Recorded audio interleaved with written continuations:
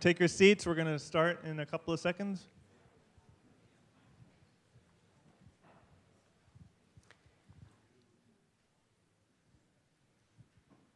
Okay, the next speaker, I believe, needs no introduction, but I'll introduce him anyway.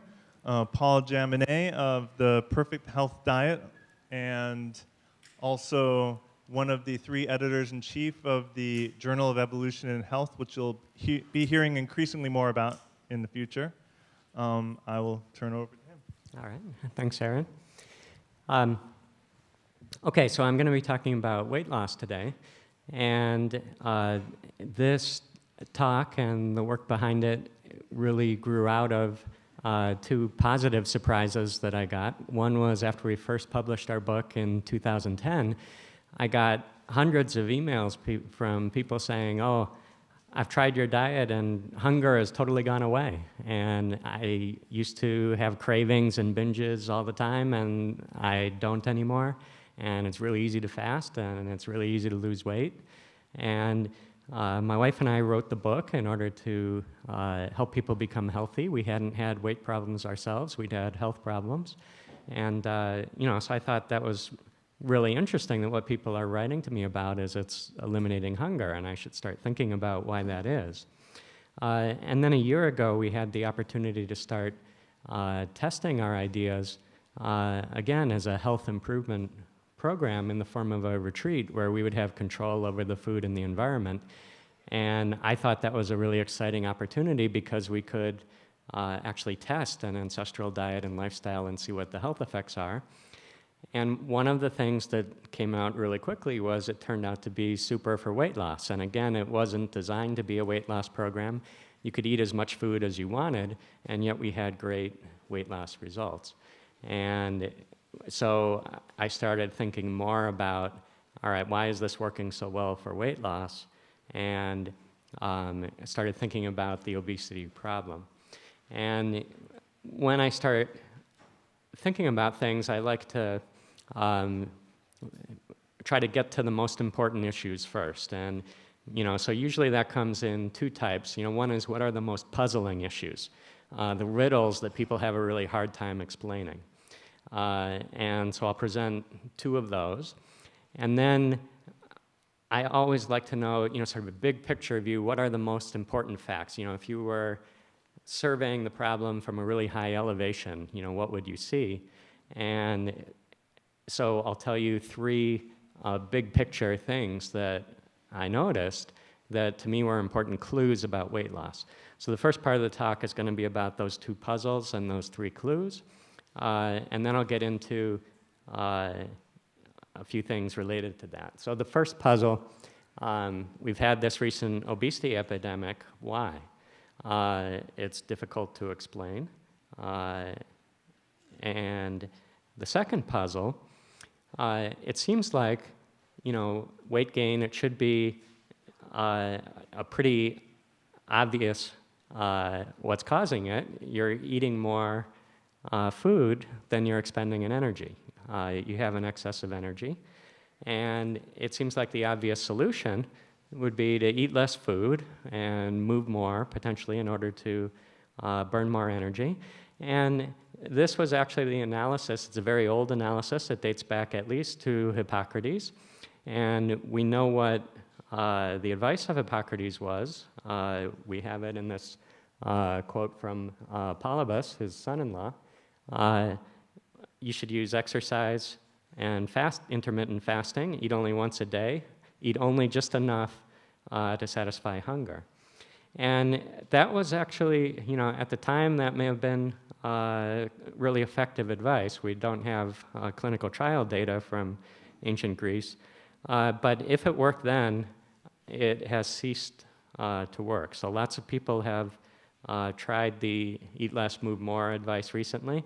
And the general experience is they can lose weight for a time, but only at the cost of increased hunger. And the hunger gets worse and worse, and then they have to start eating, and then their weight comes back up, often higher than it was before. And dieting, the long-term outcomes of dieting, worsened health, higher weight. The more time someone is dieted, the higher their weight is, and higher rates of disordered eating.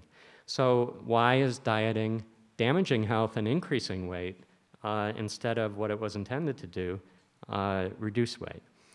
So my goals here enumerate some key observational facts about obesity that give us clues to what's causing it, deduce some of those likely causes, propose a better remedy than just eating less food, and then present evidence that the proposed remedy can work.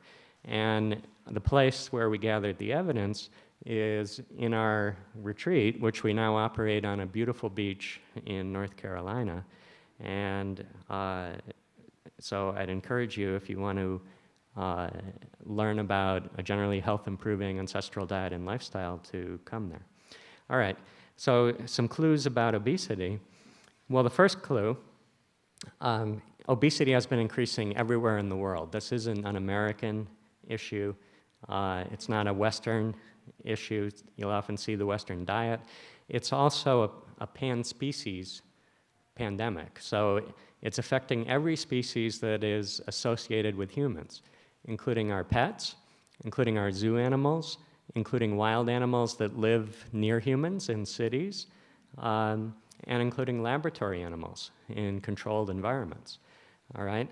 So any animal that gets its food from humans or that eats human waste and that lives in an environment established by humans is experiencing the obesity epidemic just like we are.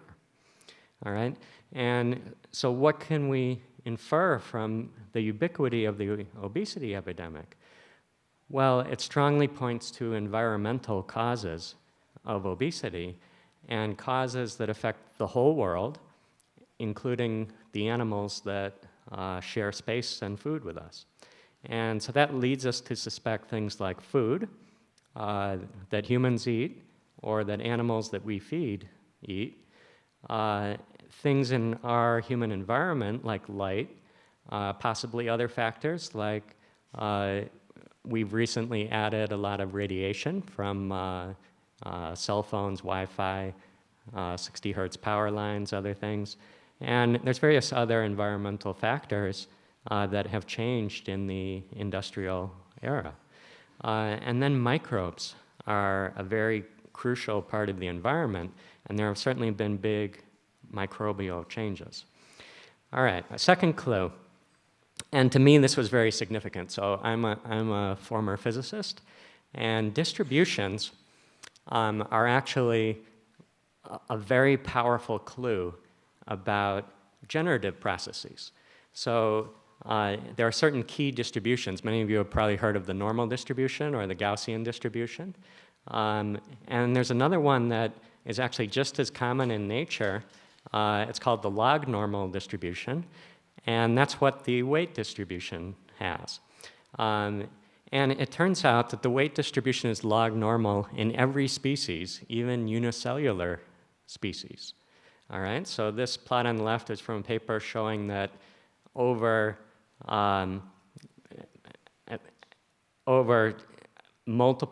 many orders of magnitude in species size, ranging from unicellular species to mammals, all species have a log normal distribution. And the one on the right is a figure from the first paper following the first NHANES study showing that the distribution of weight in humans is log normal. It's actually log normal up through the first 98% or so. And then at the very obese end, it's truncated, probably with a power law distribution. And that basically represents people with diabetes, or relatively severe diabetes. And in this particular image, a log normal, the way this is plotted, a log normal distribution is a straight line. And you can see that the weight distribution falls pretty close to that line. And here's some images. If we just plot them the normal way, this is the NHANES data. This time it shows BMI and frequency. And you see the mean is around a BMI of 25 or so. Take a look a couple of places. Take a look at that 2% line. On the underweight side, there's been very little change from 1991 to 2005. But if you go over, follow that 2% line over to the obese side, and you'll see there's been a pretty significant shift in that line. And if you look toward the mean, if you look at the peak of the curve, the peak has shifted to the right a little bit. All right, so you see the underweight side is hardly moving at all. The mean is shifting a little bit, and then the obese side is shifting quite strongly to the right. And that's the nature of the obesity epidemic. Here's a few views from some very different countries. Here's Egypt. And again, in Egypt, there's been a little bit of a decrease in the underweight side, but there's been a quite large increase on the obese side. Egypt, a highly obese third world country. Here's Bangladesh. This is the most extremely underweight of the third world countries. And you can see there's been very little change in the rate of underweight. That's the left side of the distribution. But on the right side, there's been a significant increase in the obese population. And if you look at 37 countries in this study, plot the change in mean BMI and the change in standard deviation, then what you see is that the mean has increased in about 90% of countries. The standard deviation has increased in every country. All right, so it's mostly the right end of the distribution that is changing. All right, so I mentioned log-normal distributions, very significant. What do they mean? Well, if you think about what a normal distribution means, if you take some dice, if you roll one die, all right, then you'll be equally likely to get numbers 1 through 6. If you roll 2 die, then 7 becomes the most likely outcome, and as you go away from it, it's actually a triangular distribution. 7 is most likely, and as you go to the extremes, 2 and 12, they're the least likely. And as you keep adding more dice to the roll, and you sum up the number that comes up, it begins to approach a Gaussian distribution. And that's actually a very general phenomenon, and it's captured in a theorem called the central limit theorem. For a very wide range of possible distributions, if you take a sum over a bunch of different things and you add them up, then the sum will tend to approach a Gaussian or a normal distribution. All right? Now, how does the log normal come about? That happens if you take the product of a bunch of things. So if you roll a bunch of dice and you multiply all the numbers on the dice, then as you go to large numbers of dice, you end up with a log normal distribution. And why does that happen? Well, if you take the product, which here I've represented with a W, and you take the logarithm of both sides, you transform it into the same problem as the generative function for a normal distribution. And if the logarithm has a normal distribution, then the function that you're looking at has a log normal distribution. And one way to interpret that, you can think of addition as like an or and multiplication as an and. So in order to generate log normal distributions, you need to have a whole bunch of causes. And in order to get a high value like obesity, you need to have a high value for every one of the inputs. All right, so if you think of the dice example that I gave, if the inputs are around the mean, like whether they're 3 or if you roll a 3 and a 4 and you multiply them, you get 12. If you roll a 1 and a 6, you get 6. Either way, it's sort of a middling number, all right, like a BMI of 25. But if you roll a 6 and a 6, then you get a 36. That's a big number, an obese number, all right, the equivalent of obesity. And so what this log normal distribution for obesity is telling us, it's actually telling us a number of things. First of all, it's telling us obesity is a polyfactorial condition. All right, there are many causes that contribute to obesity. It's not a single cause. It's not like one of those infections that, like tuberculosis, where it's caused by one germ, and if you get rid of that one cause, the condition goes away. No, there's no magic bullet cure for obesity because there are many causes generating it. But, very interesting, the log normal distribution, there's one generative process, and it's the same for all of the weights, including the underweight, the normal weight, the overweight, the obese weights. All right? So all that's happening to generate obesity is you've got the same inputs going into every person, and the same physiological process, but there's different values of the inputs.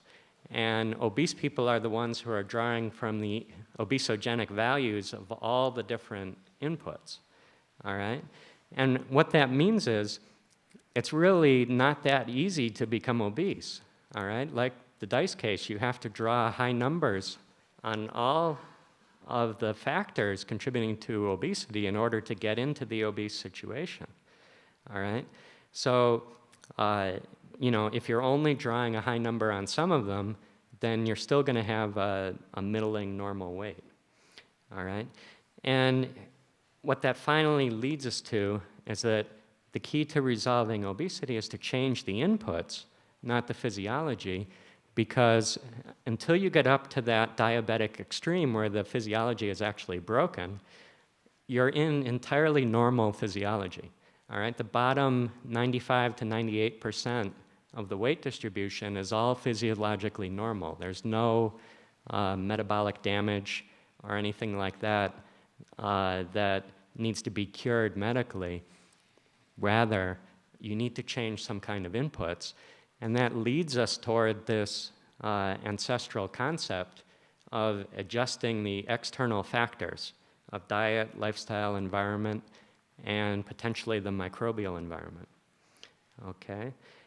Now, third clue, the obesity epidemic is actually quite a long-lasting phenomenon. And if we look back historically, weight has been increasing since 1880, all right? And actually the jump in mean BMI, it took just as big a jump in the early 1900s as it took in the 1980s, which most people would call the first decade of the obesity epidemic. All right, and if we look at weight deciles, you can see I've drawn a line at a BMI of 30, which is often used as a marker for obesity. This is American white males since 1882. And you can see, every one of those deciles was increasing throughout this period. But for the first 50 years or so, you only had a few percent of, the obesity rate was increasing from 2% to 3% or something like that. And so, in some sense, the recency of the obesity pandemic is partly an illusion, as the weight distribution, we've been going into meatier parts of the weight distribution. Instead of being out in the tail, the obese range has been moving into the middle part of the weight distribution. And so it looks like there's a huge epidemic. Now, I don't want to undersell the recent part of it because some things did go wrong recently, but it's important to remember some of the factors that generate obesity have been in place and becoming more obesogenic for at least 130 years. Okay? And that's crucial because one thing we can notice immediately is that for most of those 130 years, health was improving. All right, so life expectancy was increasing dramatically, and mainly through reductions in infectious disease mortality, and stature was increasing. There were other health improvements, for instance, IQ was increasing. That's called the Flynn effect. And so it looks like we had various health improvements, including enhanced immunity, helping to contribute to the lower infectious disease mortality, higher IQ, better stature, faster growth, longer lifespan, all right? And those were going in parallel with higher body weight and higher rates of obesity. And so the natural inference is that some causes of obesity are health improving. So we know there's many causes of obesity that multiplied together. Some of them are health improving, some are health damaging.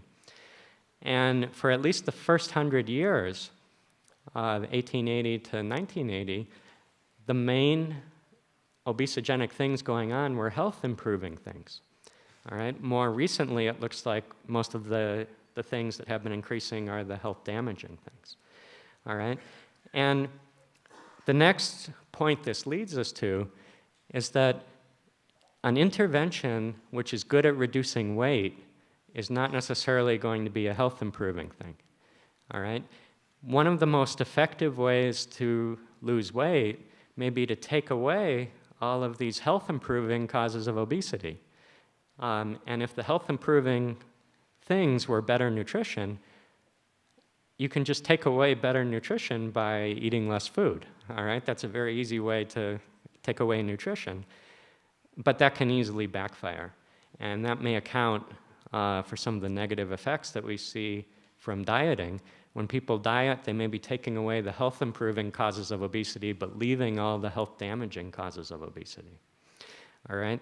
So the three inferences, the ubiquity leads us to suspect things like food, things in the environment like light, and microbes. So the microbial environment is ubiquitous.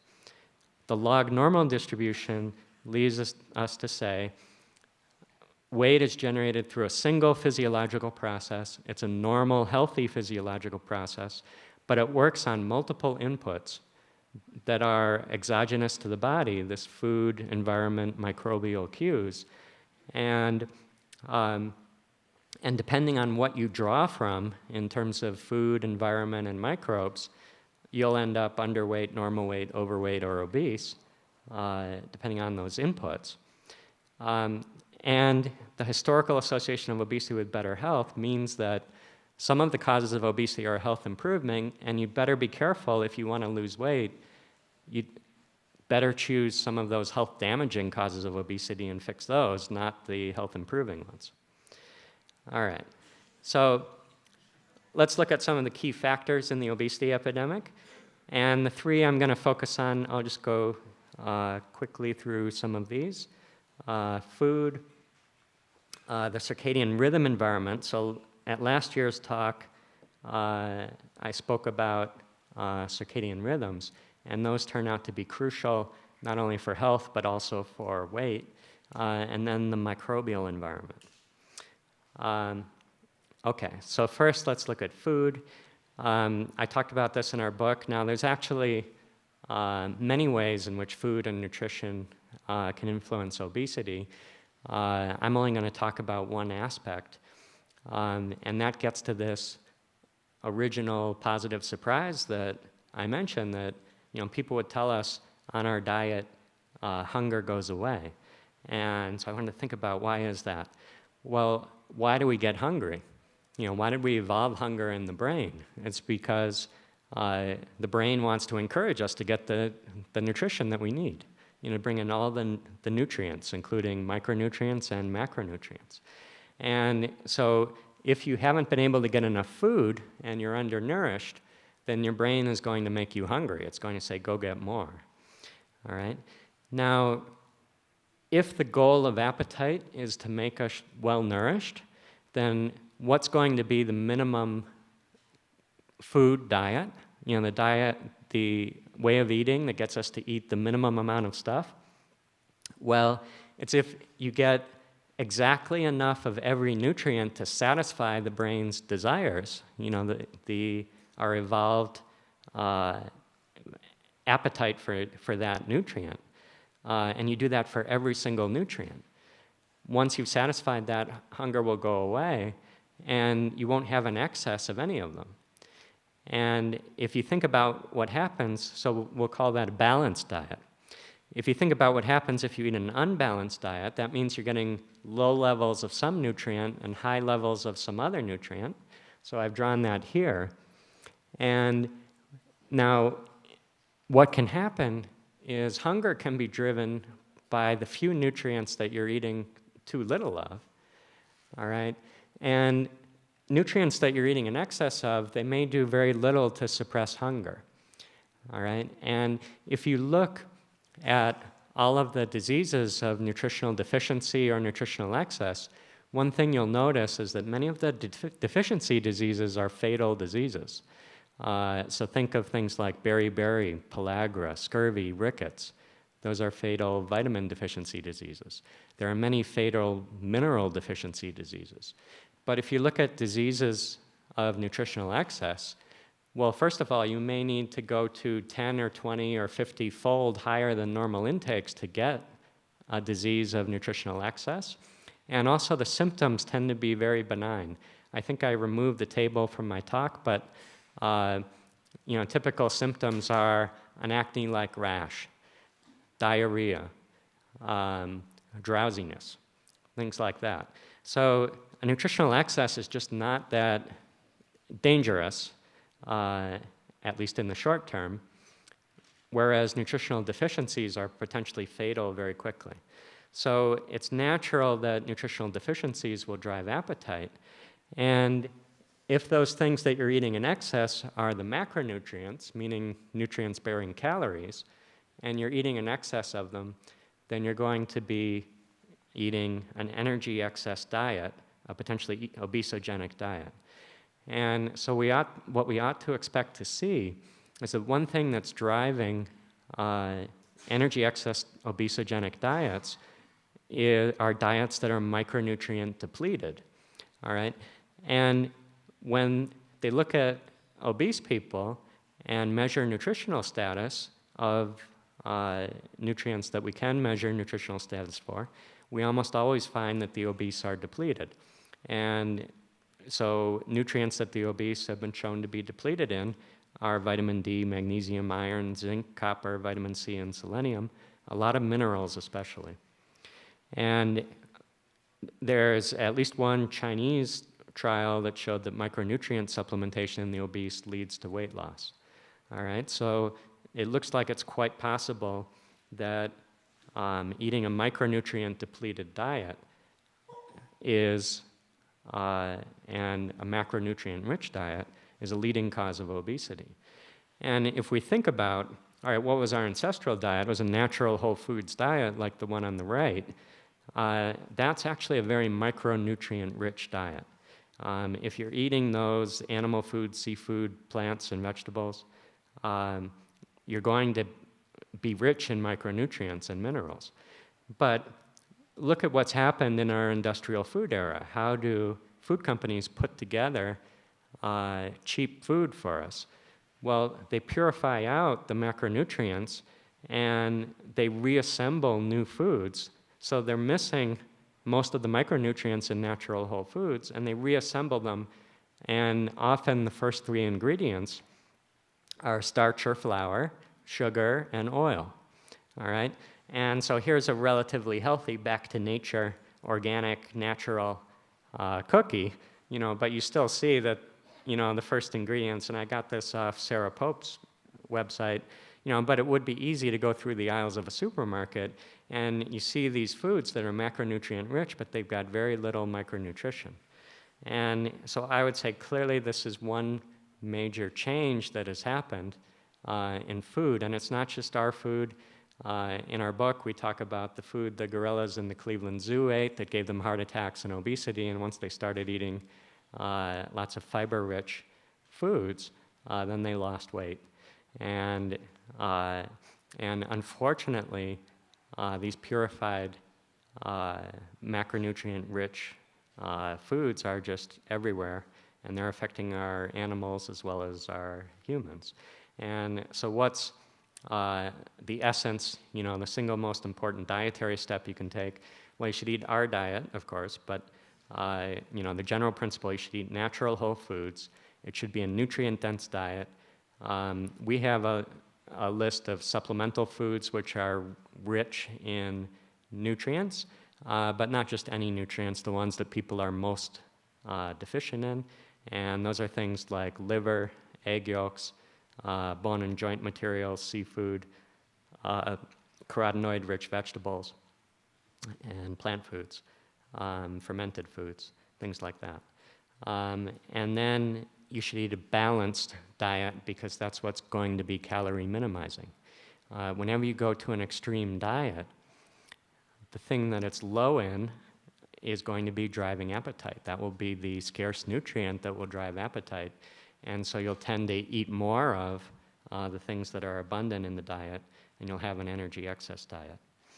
All right, next factor I want to talk about, circadian rhythm entrainment. There are 5 major Zeitgebers, or time givers to the circadian rhythm system. Those are light, ambient temperature, social interactions, exercise, and meal timing. And every single one of these has been connected to obesity. And every single one of them are important environmental factors. And now, it doesn't really matter which way you disrupt circadian rhythms. If you do it, you get the same collection of diseases.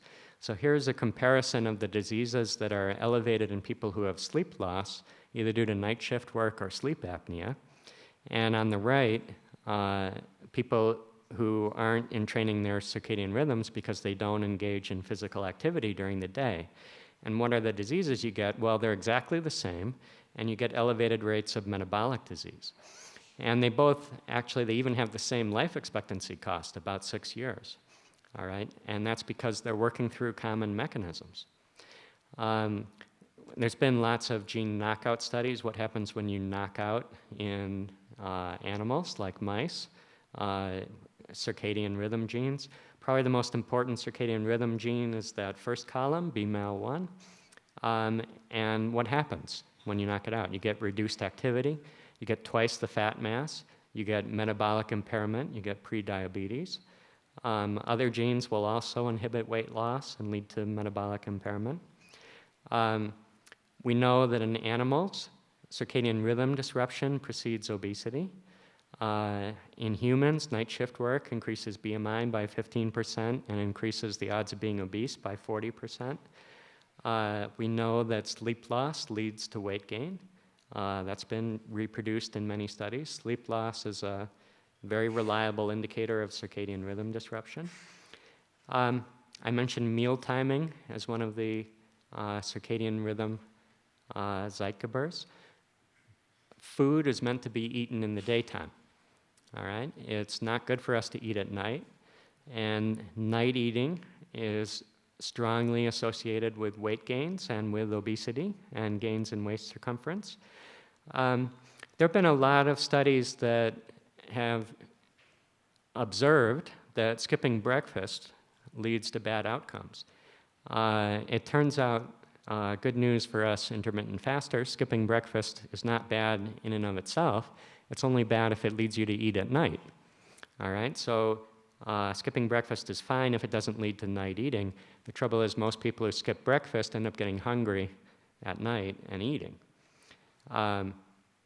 And you really want to, if you can, focus the bulk of your calorie intake between noon and 3 p.m.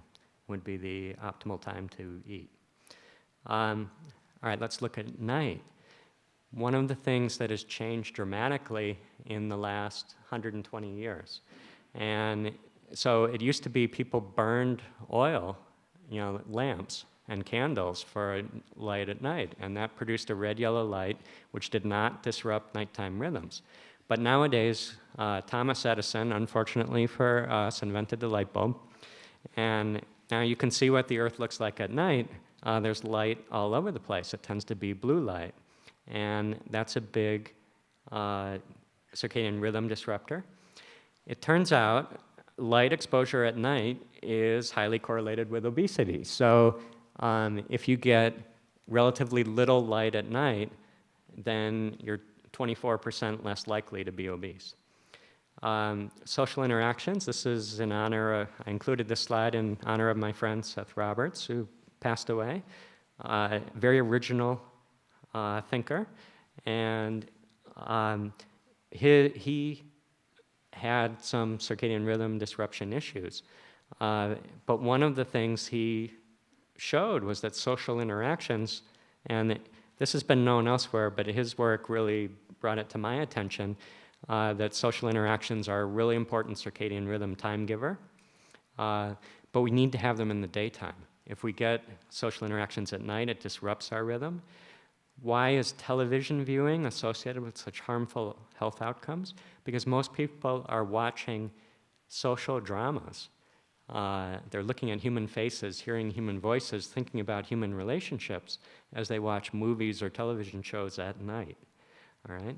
And if you go back in the 1950s, why were soap operas so popular in the middle of the day? Well, there was a large population, mostly female, who was alone at home.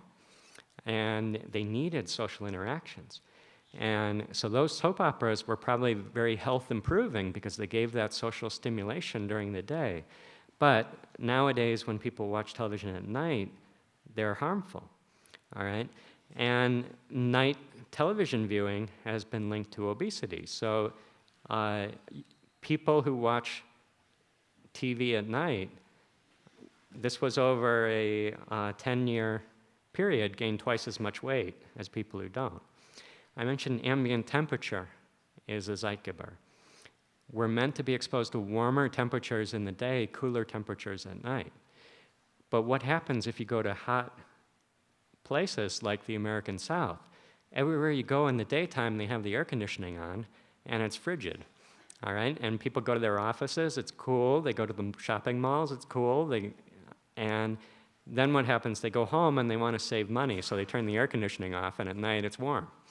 And so they've reversed the normal cycle. And it's also been shown, even if you keep it on at night, if the temperature is always the same and it's always comfortable, then people tend to gain weight. And they've shown this in animal studies too. And all right, so what should be the strategy for avoiding all of the circadian causes of obesity? Well, you should expose yourself to bright natural light in the day. But as soon as nighttime comes, basically as soon as you finish eating, you should turn off all white lights and all lights with a blue component. Have red, yellow lights around your house and turn on all the red, yellow lights. You should get exercise, but only during the day. You shouldn't exercise at night. You should do intermittent fasting. You should constrain your food intake to a daytime feeding window of about 8 hours. It's very important, feeding only in the daytime, not at night. You should expose yourself to warm temperatures in the day, cool temperatures at night while you're sleeping. And the body temperature actually has a rhythm where your body temperature decreases at night. You should get social interactions during the day. And if you can't get actual interactions with actual people, you should either get a dog. So it turns out dogs are good substitutes for people in terms of entraining the social component of our circadian rhythms. And if you can't get a dog or a person, then get a television or get what Seth Roberts did, pictures, so he could look at human faces and hear human voices. So get YouTube. You should arrange to have everything stressful in your life happen in the daytime. No stress at night. Okay, so if your spouse wants to have an argument, then do it in the daytime. All right. The microbes, very important. Adipose tissue is an immune organ. It is in some ways a master controller of the immune system. It releases a lot of cytokines that manage immunity. And white blood cells migrate to the adipose tissue in order to influence it. So there's a reciprocal influence. Gut microbes have a huge influence on obesity. What's called metabolic endotoxemia, the influx of lipopolysaccharides from the gut, induces metabolic syndrome and obesity. Gut microbes influence your appetite. Low microbial diversity is a major driver of obesity. And it's interesting, in mice, germ-free mice are relatively lean, and mice with rich gut flora are relatively lean, but mice with low microbial diversity become obese, and the same happens in humans. And when we look at obese people, they have generally non-diverse gut flora. And it's been observed that low-dose antibiotics promote obesity by reducing gut flora diversity, and they've been used for that purpose in agriculture. So best strategy for shaping the gut microbiome: don't take antibiotics, eat a natural whole foods diet that's rich in fiber, diverse fiber sources, including resistant starch from eating starchy foods, cooking them and then cooling them, eating a diversity of vegetables, fruits. But you also need to support immunity, support circadian rhythm entrainment. All right, so what's the remedy now? It's going to be adjusting our food to an ancestral diet, adjusting our lifestyle to an ancestral lifestyle that entrains our circadian rhythms. And if you do those things, you'll also tend to naturally adjust your microbial environment. And all right, so what do we do at our retreats? Well, you can see the daytime environment, very bright light. The nighttime environment, we close the blinds, close the drapes. We switch all the lighting so it's red, yellow light. There's no blue light. People get sufficient exercise during the day. We do restful activities at night. So we do things like meditation, night yoga, stress relief, massage. Get great food. There's no limit on how much food people can eat, but there's a limit on when they can eat it. So we do intermittent fasting, 16 hours a day. There's an 8-hour feeding window. Eat as much as you want in the 8 hours. Go back for seconds at both meals. Eat as many snacks as you want in between meals. And people are instructed, eat enough so that you're never hungry, all right? And the food is delicious. It's nourishing, balanced diet. All right. This was an initial result that got me excited enough to put in my proposal for this talk. What were the original outcomes? So we did things in 2 stages. We did sort of a pilot retreat in Austin, Texas in 2013.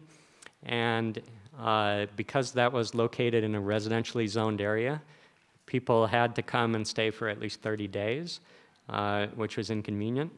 And the fellow who was running that didn't want to serve alcohol, and so they could eat as much food as they wanted, but didn't drink.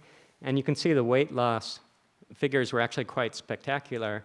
And the people, I can tell you, the people who lost that weight were extremely surprised. They were never hungry, but they lost, in some cases, spectacular amounts of weight, 24 and 25 pounds in 30 days. And everybody lost weight. And then we did a 2-week retreat in May. Now, most of the people who came were normal weight, or close to it. And this time I was running it, so we served wine at dinner.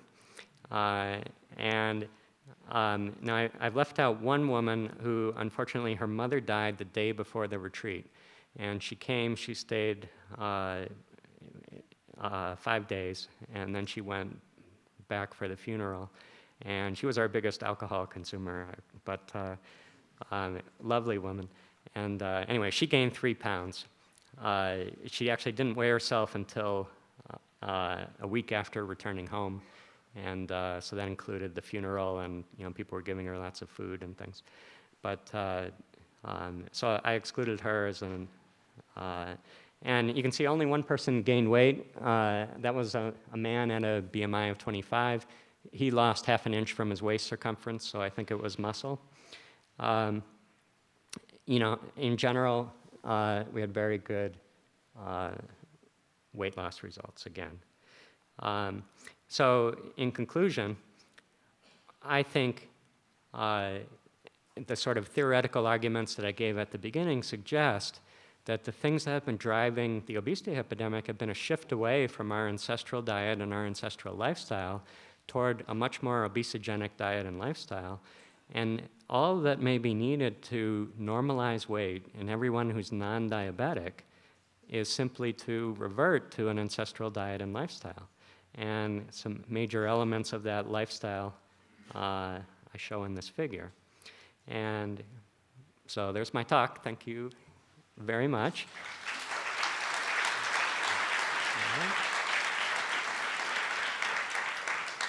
So the next talk is going to start in 5 minutes, and we're going to take time to set it up. But in the meantime, you can ask a couple of questions while we're setting up the next one. Yep. Could you comment on compounds, obesogens in the environment? Do you think that's much of a component? I know there's Blumberg down at UCI has done some work on that. Okay. So when you say obesogens, I think. Oh, all right. Well, there are things like certain pesticides that can cause obesity. Endocrine disruptors are known to be able to cause obesity. I think the significance of them is much harder to judge. So I think they're probably not the most significant things. The most significant things are industrial food and these circadian rhythm disruptors, and microbial changes, which I didn't talk a lot about. Yeah.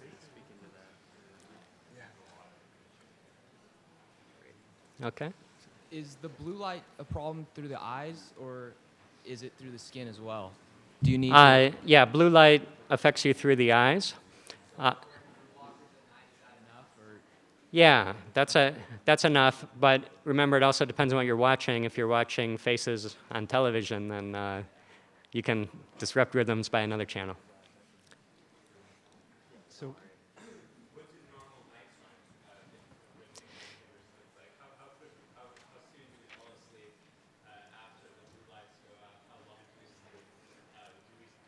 Yeah.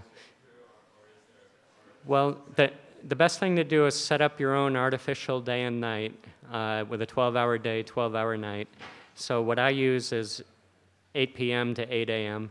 I try to finish eating by 7 or 7:30 p.m., except for a little dessert right at 8 p.m. Transition all the lighting at 8 p.m. Go to sleep at like 11 p.m., wake up at 7 a.m., and then again do some non-daytime rhythm and training things like checking email and taking a shower in the dark lit, red, yellow lit environment. And then at 8 a.m., switch, bring in all the sunlight, turn on all the white lights, and start doing all the stressful daytime things.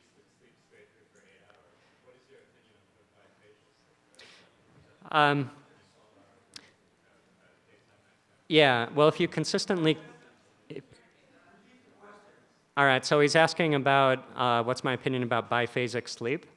So it wasn't uncommon when people had actual 12-hour nighttime environments, only lit by candlelight, for people to often go to sleep early, then wake up, do a little work, and then go back to sleep and wake up again. But we don't really know what the frequency of that pattern is compared to sleeping through the night.